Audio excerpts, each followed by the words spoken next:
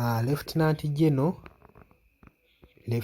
General Elweru Peter avuddeyo n'atangaaza ku ffiga ye z'alowooza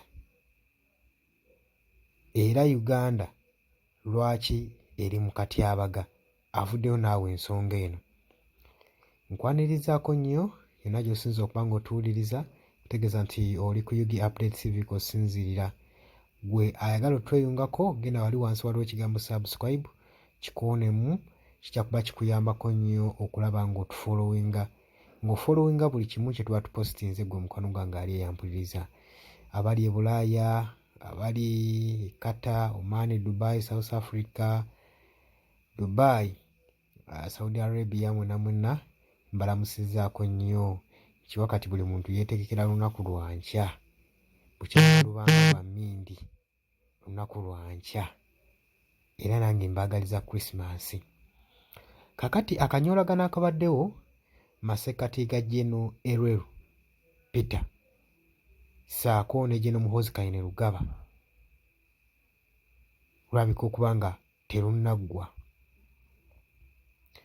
Oluvannyuma lwa General ono okuvaayo n'ayanukula indirectly General Muhoozi Kainerugaba, yavuddeyo n'agamba nti ye presidential advisor, senior presidential advisor, ate ge nawuliddeko agali mu nkubo gatulambika bulungi nnyo nti senior presidential advisor lanka gy'abeerako nnene era abatamanyi na CD4, Chief of Defence Force. Wenti we nabiwulidde jjukira General Muhoozi Kainerugaba ye Chief of Defence Force era ye muli yeetwala nti nno ya Lieutenant General Peter abeera mukama we, oba okitegeera.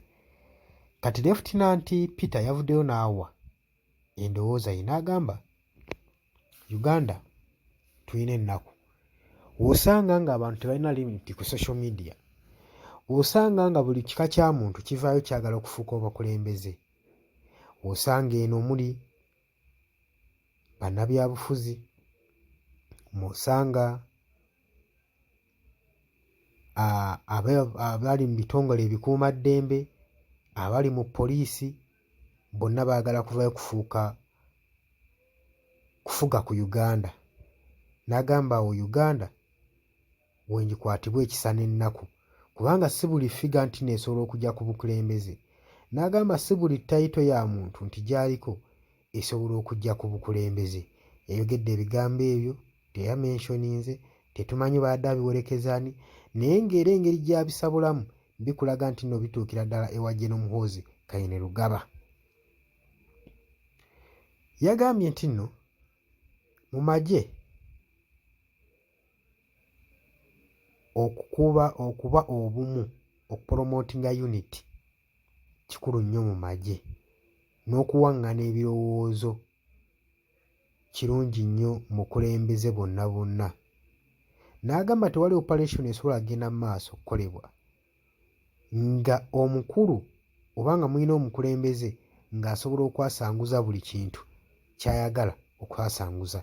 Ono yandikyategeeza nti ono ayinza n'okwasanguzaamu ebyama by'operation, buli kimu kye mubadde mu ppala ekigwa butaka. Bw'atyo ye yavuddeyo n'endowooza ye, wadde teyasobodde kubanga amentioninga muntu ki, naye nga bye byabadde ebigambo bikulaga tageti ye gye yabadde. Mbaagala nnyo mubaleke okumira ku UG Update TV, mbaagaliza Merry Christmas and Happy New Year. Musule bulungi, mweraba.